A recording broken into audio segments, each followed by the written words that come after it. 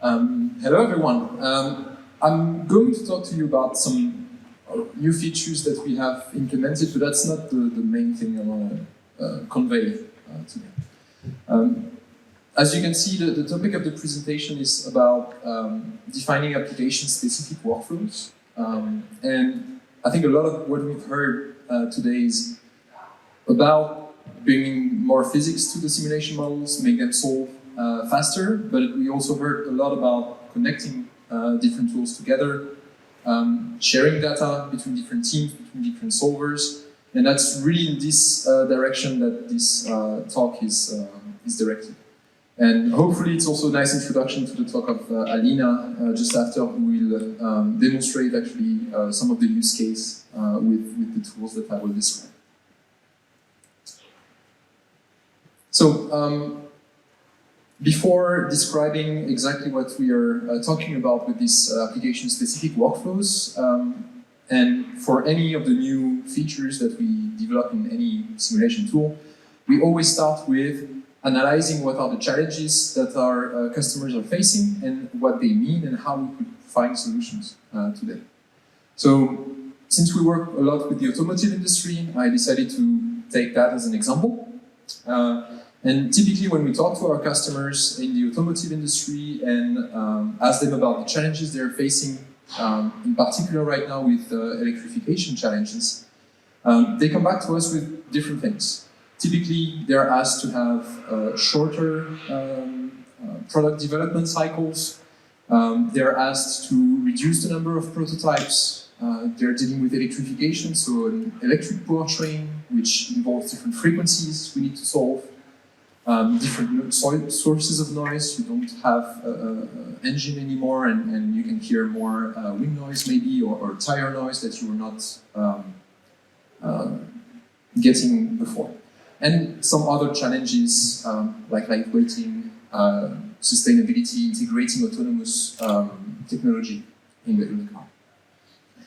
So when we look at all these challenges, then we can list a number of points that are important when it comes to solving these challenges. And I'm not going to go into the details of what they all mean. What I want to demonstrate with this is that a lot of the points that we're seeing here are linked with getting faster insight, getting access to results to understand what's happening, being able to share information between different groups, being able to combine information from different parts of the organization in order to understand the big picture of how the system is behaving.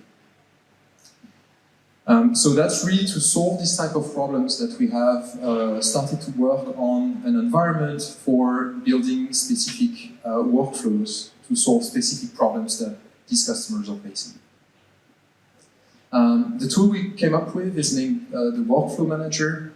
And the vision that we had for this tool is really to create a platform that could be used by different people in an organization, allowing them to combine the results that they're getting from their different simulation models or tests, allowing them to analyze the results, post-process the results and get information about the performance of the design, and finally share the information and being able to disseminate all the information that they got into the organization and across different groups.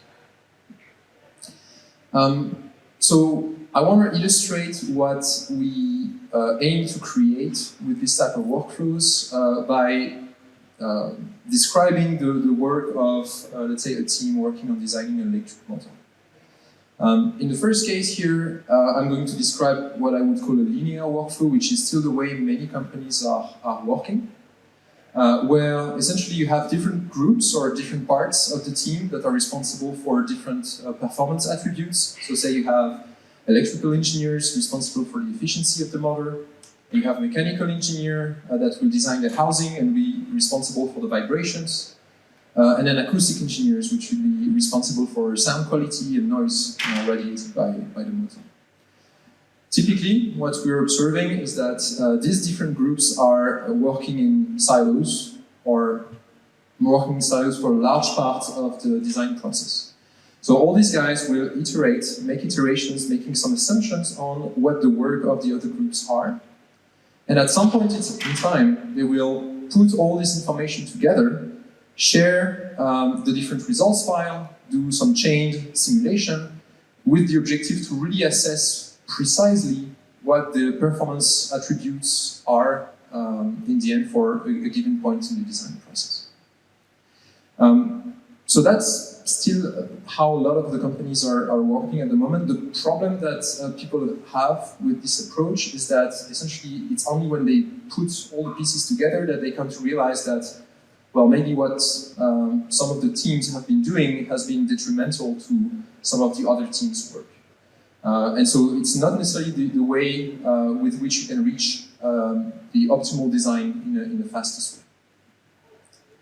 So instead, we are taking the same teams, the same responsibilities, but instead of working in silos, what we will want this team to do is to provide their data in the form of a reduced order model. So here, reduced order model does not necessarily mean a machine learning based model. It can be transfer functions, it can be modes of a structural system.